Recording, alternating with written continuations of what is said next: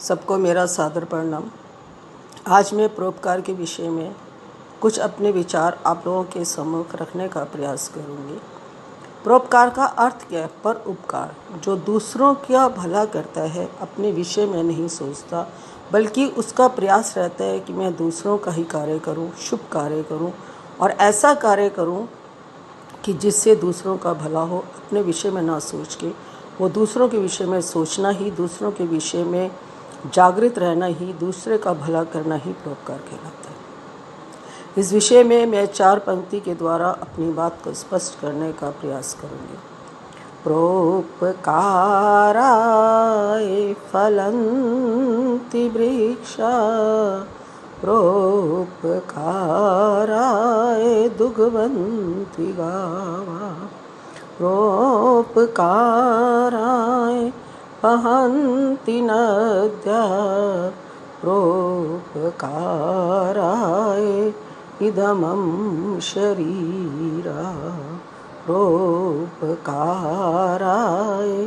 इदमं शरीरा। एक एक विषय को संक्षिप्त में बताने का प्रयास करूँगी। परोपकार है फलन्ति वृक्षा, जो वृक्ष है वो परोपकार करता है, फल देता है और खुद अपने फल को नहीं खाता है। फलों से लदा हुआ वृक्ष अपनी छाया से पथिक राहगीर को शीतलता भी देता है, छाया भी देता है, धूप से भी बचाता है, तपन से बचाता है और मीठे मीठे फल खिलाकर उसको उसकी भूख को मिटाता है और झुका रहता है। झुकने का यहाँ तात्पर्य यह है कि वो अभिमान नहीं है उसको। वो ये नहीं सोचता कि अरे मैंने तो इस पथिक को छाया दे दी, मैंने तो इसको अपने मीठे फल खिला दिए और मुझे अभिमान होना चाहिए। नहीं, वो झुका हुआ है क्योंकि वो अभिमान का त्याग कर चुका है।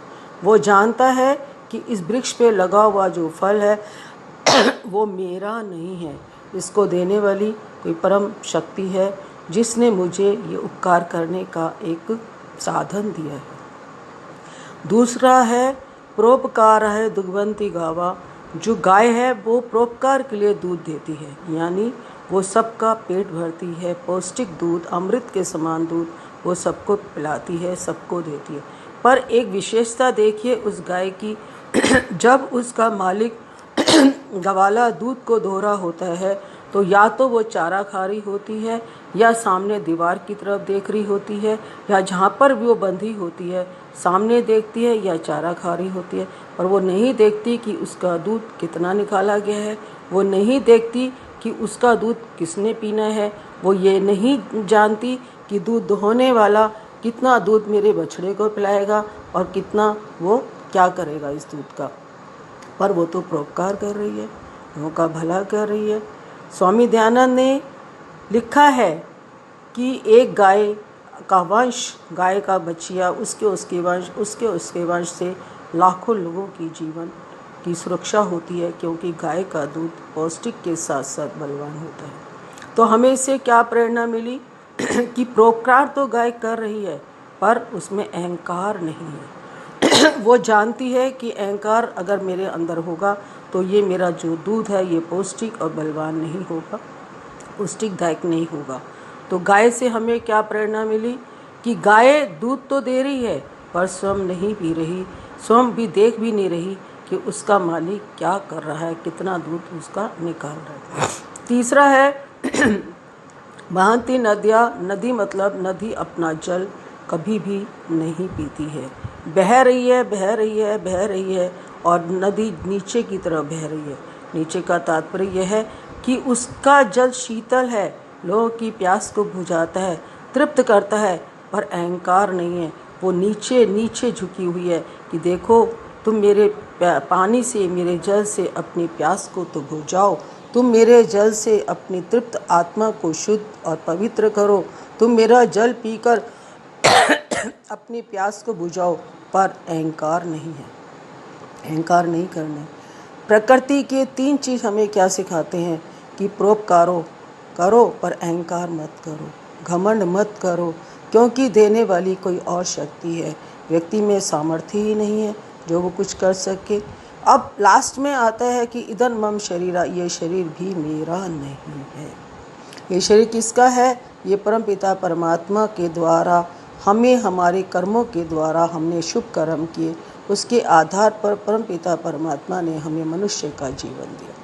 तो हमारा क्या कर्तव्य है कि जिस प्रकार परमपिता परमात्मा रात दिन परोपकार कर रहा है, सूरज अपनी तपन को दे रहा है, चंद्रमा अपनी शीतलता को दे रहा है, बादल वर्षा करके हमारी प्यास को बुझा रहा है, प्रकृति हमें शीतल वायु देती है, फल देती है, फूल देती है, खनिज देती है, पदार्थ सब कुछ मिलता है हमें इस प्रकृति से।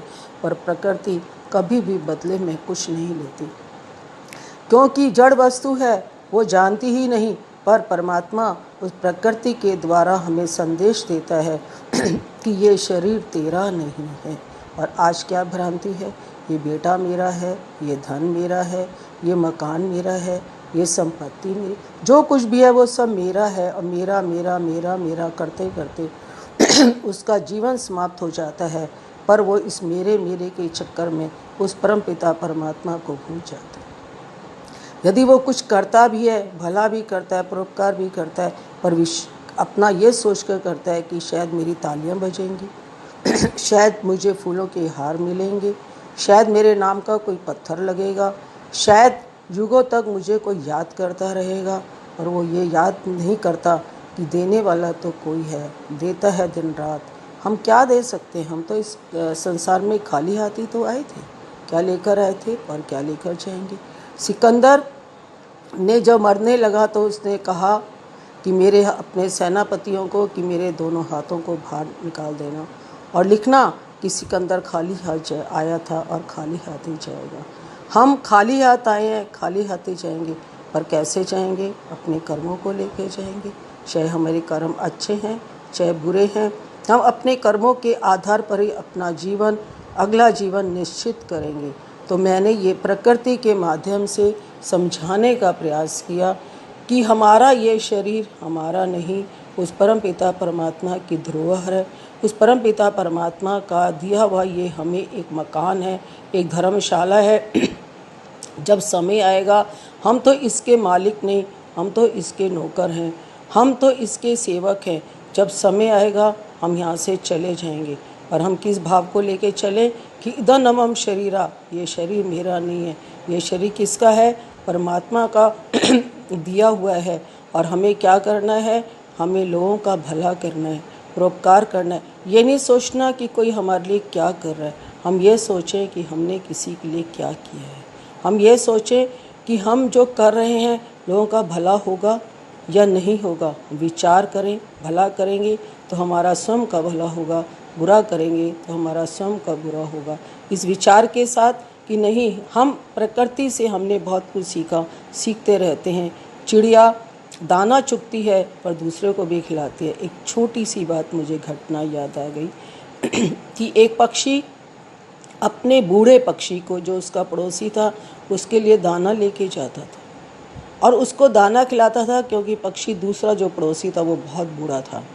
तो एक बार उसके मालिक ने कहा, जहाँ से वो दाना लेता था पक्षी, उसके मालिक ने कहा कि अरे तू तो अकेला है और तू इतने सारे दाने लेकर क्यों जाता है? तो उसने एक समझाने के लिए, पक्षी बोलता नहीं है पर समझाने के लिए दृष्टांत दिया गया है कि वो पक्षी ने अपने मालिक से कहा, जिसके खेत से वो दाना लाता था, कि हे मालिक, मैं तो अकेला प्राणी हूँ, मेरे तो ना बीवी हैं ना बच्चे हैं, पर जिसके लिए मैं लेके जा रहा हूँ वो बहुत बूढ़े हैं, वो असहाय हैं और अंधे हैं। वो पति पत्नी हैं और उनके 2 छोटे छोटे बच्चे हैं। इसीलिए मैं उनके लिए दाना लेके जा रहा हूँ। तो वो परोपकार कर रहा है, अपने लिए नहीं, दूसरों के लिए कर रहा है। मैंने पहले स्टार्टिंग में बताया था कि जब हम दूसरों के लिए अच्छे कार्य करते हैं, पर उपकार, जब हम अपना ना सोच के दूसरों के विषय में सोचते हैं कि हमें क्या करना है। अब लॉकडाउन था, लोगों ने बहुत लोगों का भला किया, गरीबों को राशन दिया, घर में लंगर भी लगाया, सड़कों पे टेंट लगा के, टेबल लगा के लंगर खिलाया, भूखों को रोटी खिलाई, प्यासों को पानी पिलाया। तो उनमें उनका क्या स्वार्थ था? कोई स्वार्थ नहीं था। उनका ये था कि नहीं, हमें भूखे को रोटी देनी है, प्यासे को पानी पिलाना है, हमें तो लोगों का भला करना है। परमात्मा ने हमें दिया है, ना जाने हम किसके भाग्य की 2 रोटी खा रहे हैं, ना जाने हमें कौन से अच्छे कर्मों का फल हमें मिल रहा है जो हम दूसरों के लिए कर रहे हैं। हमें दूसरों के लिए सोचना चाहिए।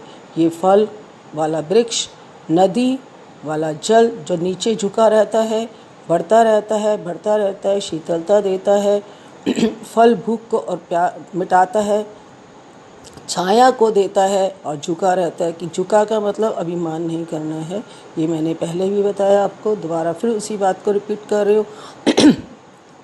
और गाय दूध देकर पालन करती है अपने बच्चों का, यानी मनुष्य का, पशु पक्षियों का वो पालन करती है। गोबर कितना काम आता है उसका, गोबर, उसका पेशाब कितना काम आता है, अनेक बीमारियों को दूर करता है। उसका गोबर जब लीपते हैं तो कीड़े मकोड़े दूर होते हैं, उसके पेशाब से छोटे छोटे कीटाणु, जहरीले कीटाणु नष्ट हो जाते हैं, उसको पीने से बीमारियां भी दूर हो जाती हैं। तो ये प्रकृति हमें क्या सिखा रही है, इदमम, कि मेरा तो नहीं है, वो भी यही कह रही है ये मेरा नहीं है, देने वाला कोई और है। तो हमें ये प्रकृति से सीखना चाहिए कि हम जो कुछ भी हैं उस परम पिता परमात्मा के दिए हुए हैं, उस परम पिता परमात्मा ने हमें दिया है, तो हम भी आगे दें, हम भी आगे दें। जब हम इस भावना को लेके चलते हैं कि हम देते ही रहें, देते ही रहें, उसके घर में कभी देर नहीं होती, हमें मांगना नहीं आता। हमारी झोली ही तंग है, वो तो रात दिन दे रहा है, उसकी झोली तो भरी हुई है, हमें मांगना नहीं आता। हम मांगे किसके लिए, अपने लिए नहीं, दूसरों के लिए, कि हे ईश्वर, जब तक मेरा शरीर चलता रहे, जब तक मेरे शरीर में सामर्थ्य है, मैं दूसरों का भला ही करता रहूं, दूसरों के विषय में ही सोचता रहूं, अच्छा ही करता रहूं। अच्छा करने पर ही हमारा जीवन सफल होगा। अच्छा सोचने पर, अच्छा करने पर, दूसरों के प्रति समर्पित होने पर, अच्छी भावनाओं से समर्पित होने पर ही हमारा कल्याण होगा। इन छोटे से शब्दों के द्वारा मैं अपनी वाणी को विश्राम देती हूँ। ओम शांति।